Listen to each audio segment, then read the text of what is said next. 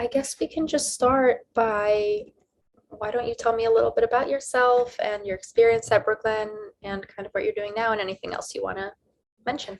Sure, absolutely. Well, I kind of moved to New York without much of a clue what was going on. I was born and raised in Colorado, and I was pretty sick of being around white people. And I always wanted to be in New York City. And I found the CUNY college system, and it seemed like it was too good to be true.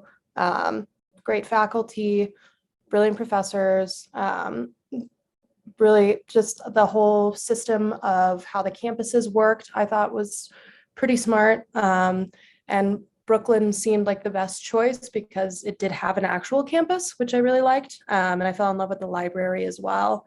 Um, so I've always also had a little bit of an interest in anthropology. I took a humanities course like my first year in high school. It was an AP class, and it was the only AP that I ever got like a 5 on the test. Um, and I took one anthro class my freshman year at Brooklyn, and pretty much fell in love, and then signed up for just all anthro, just working with Professor Kavanaugh and Professor Antoniello, and Professor Haight Monick was really a wonderful experience. I love being around women that were so badass and smart and wanted to do this important research that they do. Um, that it was just such a wonderful experience for me. And then after I graduated, I didn't have too much direction. But I was kind of bartending and doing odd jobs around New York. And I decided that I wanted to keep learning, just because I loved my experience with anthro so much. And so I applied to grad school. I ended up going to American University, because they have a public anthropology program, which is much more focused on, I suppose, I'm trying to think how to say this, but a little bit like a bird's eye view of anthropology, a little more, looking at, it's more social justice oriented, looking at, why are women oppressed across the world? What impact has colonialism had throughout time? What does that look like from an archaeological perspective? So it was really a good way to kind of just tie up the loose ends of everything that I learned at Brooklyn. And then COVID hit while I was getting my master's degree in DC, and I moved back in with my parents, finished my master's degree in Colorado. And after I graduated, I started applying to different nonprofits and things that I thought I could apply my knowledge to. Most of my experience and things that I bring to the table at work, I actually learned from Brooklyn College. It gave me a really incredible foundation. I studied abroad with Professor Antoniello in India, which was one of the most important things I think I did during my education, which was pretty cool. And I found the place I work at now, which is called Safe House Progressive Alliance for Nonviolence. And they help survivors of domestic violence. I work at the shelter as an advocate, so I work directly with survivors that are in crisis and kind of trying to get them out of that and give them as much support as we can in an emergency. And it's been really helpful to have the background that I got in anthropology to be able to apply that to this work, because domestic violence comes in all sorts of different forms. So many people experience it, and they're all from different backgrounds. So it's really helpful to kind of have the rooting that I have in anthropology to be able to apply that to work. For sure. And it's really important work that you do. I mean, intense too.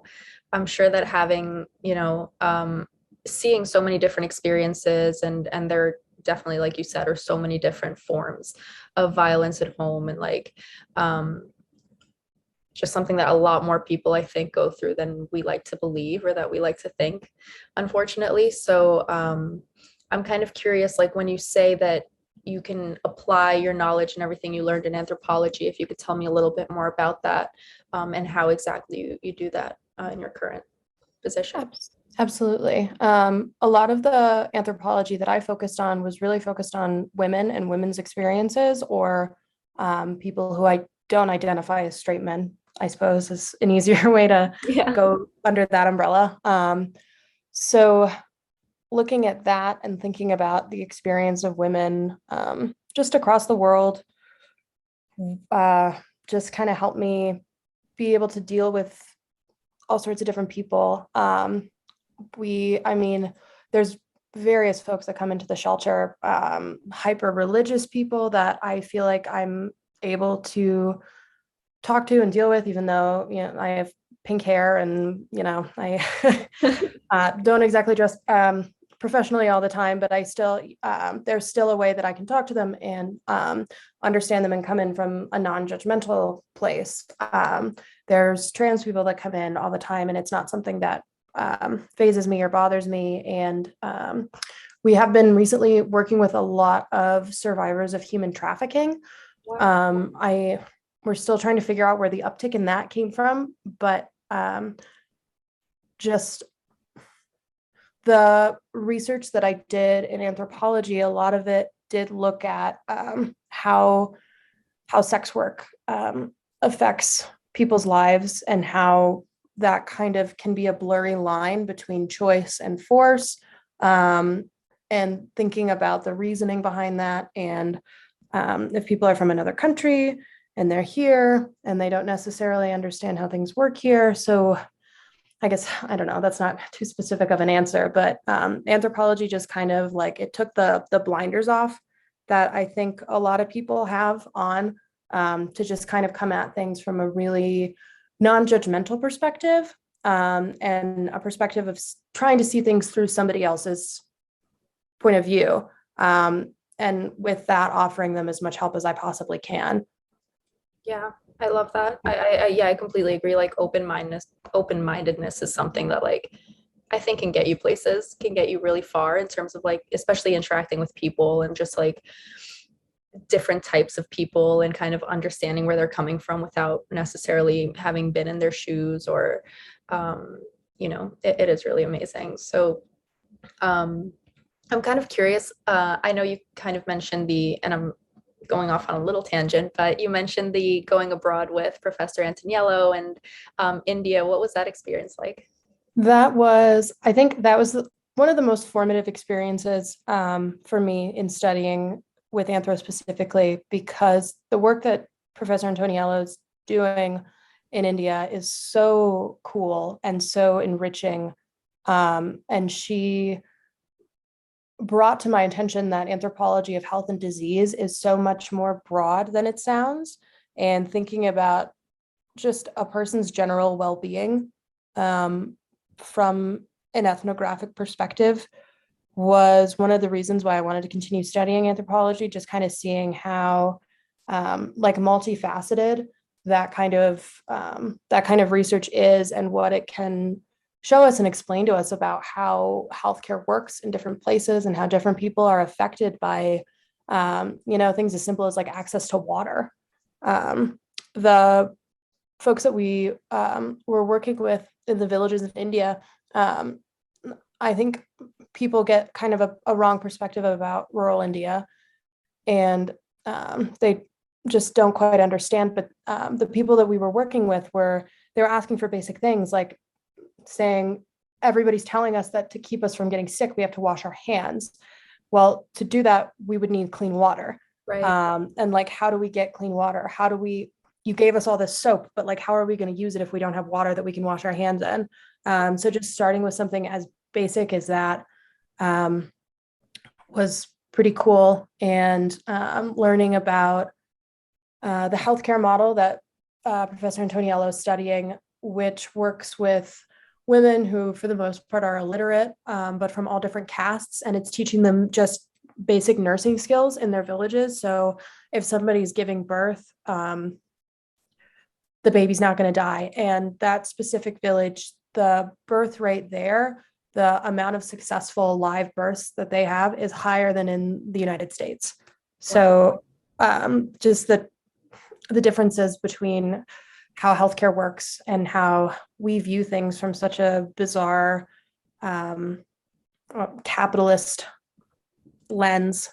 It was very different to go see how something else could work.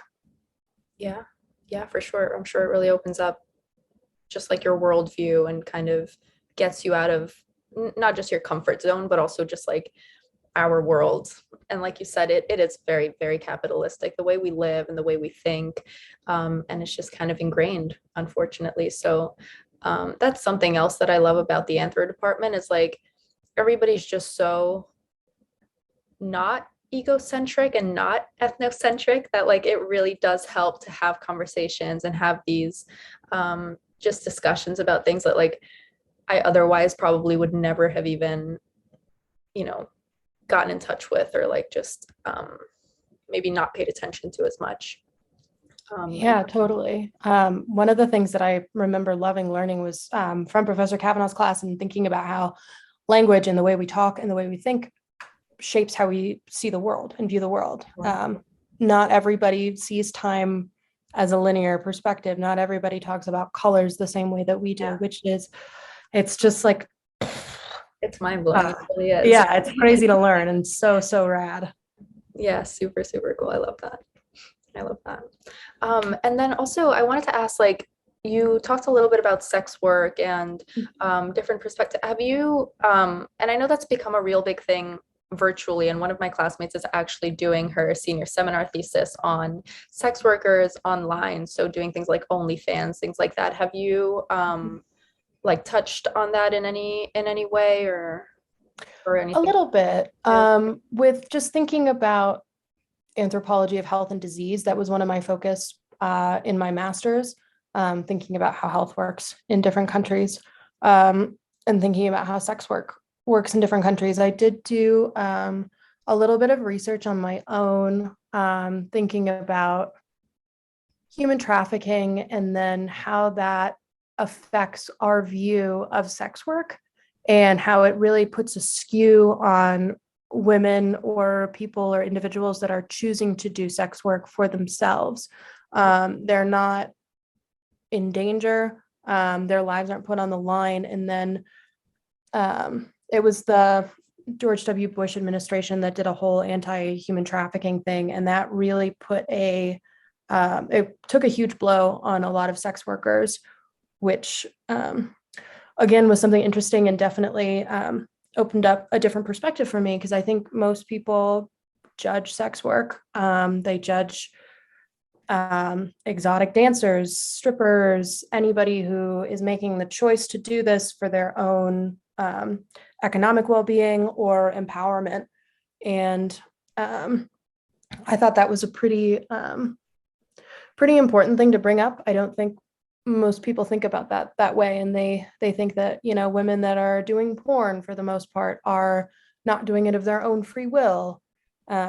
So it's a good conversation to have for sure, and that sounds like a important and timely senior seminar. So good for Yeah, her. I know. I can't wait to see the finished product. I'm super excited about that. Yeah. But yeah, can you tell me a little bit about like, so during your master's, you said you ended up finishing in Colorado. Mhm. What was the experience like? I know like bachelor's obviously and masters are a little bit different, and you're probably a little bit more honed in during your graduate work, but how was it different working here at Brooklyn versus like another school or just like in Colorado? Um, I don't, that's an excellent question. I don't want to disparage American University too much, but Of course. the department that I was in they were having like their own internal drama between professors, and that definitely had an effect on the students, Sure. which was tough. And then having that transition online was also really difficult, and it was kind of hard to communicate. Whereas, I mean, Brooklyn was great. I could go in and talk to anybody anytime. They responded to emails really fast. Not that that's anything, but It is. I appreciated it, and I appreciated the conversations that I had with the professors at Brooklyn very much. They felt like colleagues more so than teachers in a way that was very very empowering and I thought very helpful. And then what I found to be kind of crazy was that I felt like I had more of an anthropologically informed background in my master's seminar than anybody else did. There were lots of people that had read Marx and Foucault and Gramsci and all these things, but like they didn't know who Margaret Mead was, Right. which was a little See? yeah, a little concerning for sure. Not, yeah. But that being said, I did enjoy my professors at American University. They were all very politically informed and concerned and trying to do the best they could and not just taking any one thing and rolling with it. Like we had whole conversations about why Gloria Steinem's not a great feminist, as she gave the CIA information about the Black Panthers.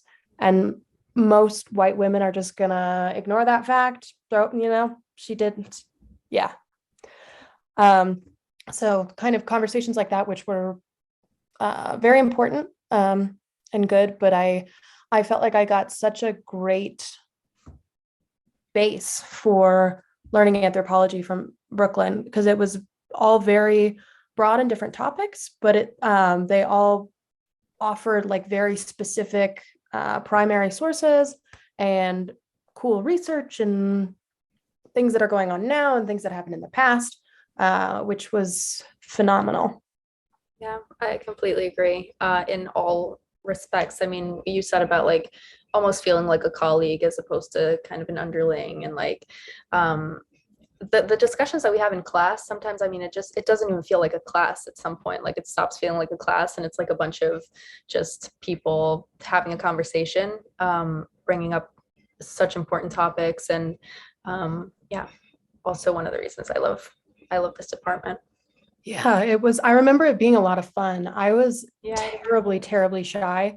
Getting my bachelor's degree, so like talking in front of people was one of the most terrifying things. So I didn't speak up in class as much as I wanted to, but it was, I mean, it was so fun and engaging to just sit and listen, just hearing all these things and whether people agreed with something or fully understood it or not, it was so fascinating to just kind of generate that conversation. For sure. For sure. And I kind of want to go back. I feel like this whole conversation is kind of answering this question and piecing it together, but I want to go back to the very beginning. You said you took your first anthro class and from there you just like dove in. Um, Mhm. what class was that? I don't know if you mentioned it. And then like what about it, or like what about anthropology made you just like go for it? It wasn't even a social anthropology class. It was one about primates. And Oh, I don't remember who the professor was. I could go on Blackboard and look, but I'm not going to. okay. I think she was also a student at CUNY and was getting credits for teaching the class. But it was about primates.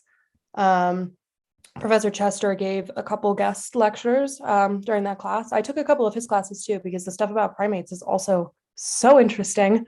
Um, but I knew that that wasn't the branch of anthropology that I wanted to continue with. However, it kind of just opened up the door of thinking like I can study people and see, not study people, that sounds wrong, but uh, just the idea of like, who are these people? What are they doing here? What's going on? Um, and I don't know. I've always kind of been interested in that side of education. I've never been good at math. I'm not good at art. But kind of thinking about why things are the way they are, why people are the way they are, why they react to things in a certain way, has always been something that I've been very, very drawn to. Very nice. Was Yeah. that, I know you said like always drawn to, and like, did you have any idea before you came to like Brooklyn that anthropology was even a thing, or like was it something that you had ever looked into? I knew that it was a thing. I didn't know if it was something that I wanted to pursue, but like I said, I moved to New York without much of a clue, so there wasn't really like I have to major in something and get a job. I just kind of wanted to like be in New York and go to college and have a good time. Well, Um, and I think I remember talking to a couple people before I left for college, and a lot of them said like study what you want, study something that you love so it doesn't feel like work. Mhm. It doesn't feel like something that you're forced to do, which I kind of kept in mind. And then the anthro classes that I took, like, I mean, sure, writing an essay is not anybody's favorite thing to do, but when it's a topic that you're passionate about and it's a reading that you really connect with, I mean, it felt so natural and so Yeah, easy. I love them. And you also said that you bartended for a while. I know that like I was in the restaurant industry for a long time, and so I'm curious, like from it was after you graduated, so you already kind of had that anthropological perspective. Mhm. What was that like in being in the bartending restaurant business after being an anthropology student? It helped, especially if I was bored or angry. I could kind of turn it into like a little bit of an ethnographic study. There are also folks that are studying the anthropology of alcohol. Like I know Professor Kavanaugh, she does food and drinks. So just thinking about bar culture and why do bartenders have so much social power? Why does somebody that knows more about wine talk about it in a different way than Yeah, somebody that doesn't? Um, which I loved. And I also must say that bartending gave me a really strong spine, and I don't think I could work in a domestic violence shelter if I had not done that. I can understand that actually. I can see where you're coming from with that one. That's Yeah. yeah. I feel like honestly, like anthropology branches into any job you could possibly do because any job you're going to be working with somebody, whether it's like, the most solitary job, you still have coworkers or like, so it is super interesting that way. But Yeah, you also find that it like kind of bleeds into other areas of your life. absolutely. Yeah. I think I mean, it's in my head all the time. Like I live with my partner now and he loves to like rock climb and ski and all that stuff. And I find myself like listening to the way he and his friends will talk about things and like the lingo that they use and like what is this word? Why Yeah. but thinking about stuff just basic things like that. Cool. Yeah. Yeah. I mean, yeah, I thought this was a great conversation. I feel like I've asked kind of all the questions I really wanted to ask, and then a few more just from everything that you said. And is there anything else that you would add in regards of like in terms of like your I don't know, just experience in general as an anthropologist or about Brooklyn or just like anything about yourself? Um, oh geez, in the hot seat, I I know that was guess. a lot. I don't think I have too much to add. I wish that Brooklyn's anthropology department was more involved. I wish there were more people that knew what was going on and were adding to the conversation and bringing their own research and just kind of expanding on the importance that is anthropology. Yeah. And then I guess that kind of brought up another question. When you were a student at BC, is there anything that you would have liked to be different about, like, I guess the department in particular? But Better desks. I feel that, yeah, for sure. Yeah, yeah, definitely. Uh, no, I don't think so. I mean, almost every class that I took, I thought was brilliantly structured. I thought the readings were all so important. I remember I'd feel bad if I didn't do a reading, if I like didn't have time to do it, Yeah, because I felt like I was missing out on something so important and so fun and exciting. So I have, yeah, no complaints. thanks. Are there any readings that like kind of stood out or like that you still remember and have had like a huge effect on you or something? Um, let me, I'm wondering, hmm, there were a couple. I took, Professor Haight Monick had a class. She had a good one, the psychological anthropology one. Have you taken that? Mm. It's really, really good. There was one reading that we took that was thinking about how do we develop our personalities is what I am presenting to you my true self, or is it something that I'm putting on because I'm in an interview? Right. Or when I close my laptop after this and I'm like walking around my house, is that my true self? Like how does that really work, and how is that informed by where you grew up, who you were raised by, what language you speak, what gender you were born as? So that one was very, it was very broad, but very interesting. She also had us read a book in a child and youth class, thinking about how children and young adults are cross culturally. That was a memoir of a girl with an eating disorder, which was it was like a 300-page book, and I remember like I couldn't put it down. It was very good and very sad and very touching. It was like reading Sylvia Plath, but it was real. Um, that one was great. Let me see. I did my own project in one of Professor Antoniello's classes, which was about health and disease, and we got to do our own project on whatever we wanted. And I did mine on plastic surgery.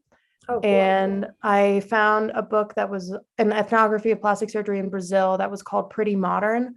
That was really fascinating, looking at all the different factors that affect why Brazil is the plastic surgery capital of the world.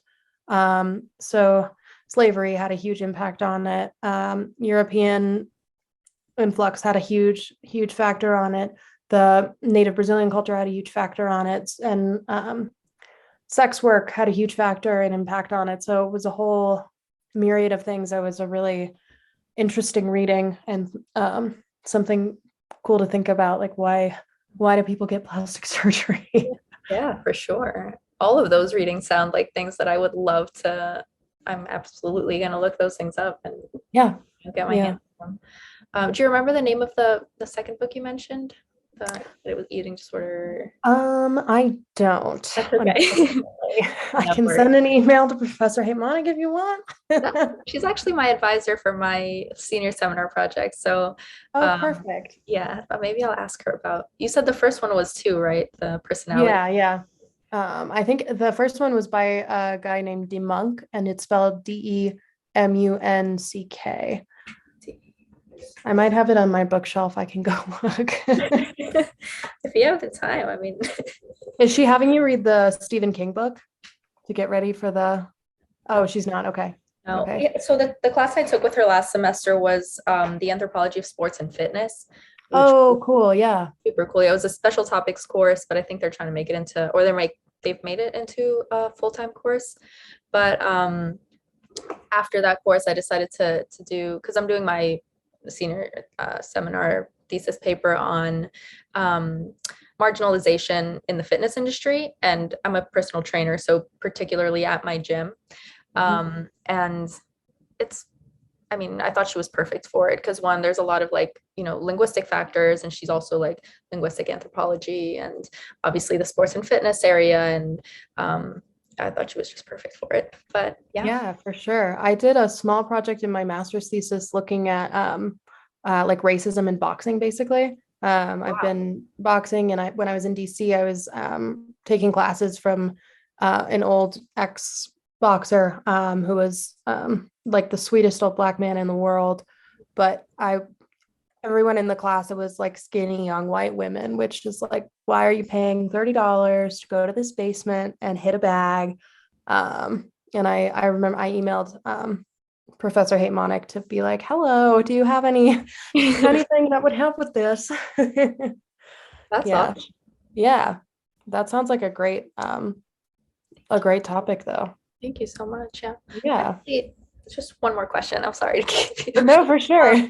When you graduated, like you just said, you reached out to Professor Hipmonic and like you were able to, connect with her. Is that like the ongoing support from your professors at Brooklyn College? Is that something that, I mean, and clearly like Professor Kavanaugh connected us, so you're in touch and all that. But what was that experience like once you were graduated? Um, it was good. I mean, all of them were very open and we're like, yeah, stay in touch kind of a thing. And I love that and appreciated it.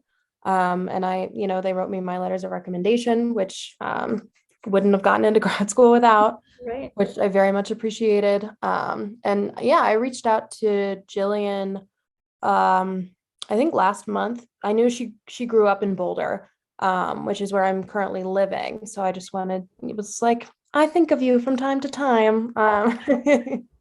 And she was very sweet and very open and just yeah, wants to stay in touch, which I appreciate. And I think again, it's more of like a colleague than a professor. Yeah, So I love that. yeah. I'm so happy to hear that. It makes me like, I don't want to graduate, but it makes me excited to graduate, like, and move on to other things and, see where it all takes me. But Yeah, absolutely. yeah, this has been awesome. Thank you so much for being here and taking the time to connect. And it's been very eye-opening. And yeah, just thank you. Thank you For so sure. Yeah, thank you. I'm honored honored to be here. much. You're my first interview for the anthro department. So this is exciting stuff. Nice job. Great. Congrats. Thank you. Is there, before we go, like any words of advice that you'd give to, you know, the up and coming anthropologists of the world? Um, don't let the prospect of there not being a job intimidate you. If you love what you're studying, enjoy it. I love Um, do the readings. Yeah, right. Needed to hear both of those things. So, Yeah. well, thank you so much, Ruby. It was really a pleasure meeting you, chatting with Yeah, you too. Thank you, Marlena. you. Enjoy the rest of your weekends. You too. Look forward to connecting. Bye.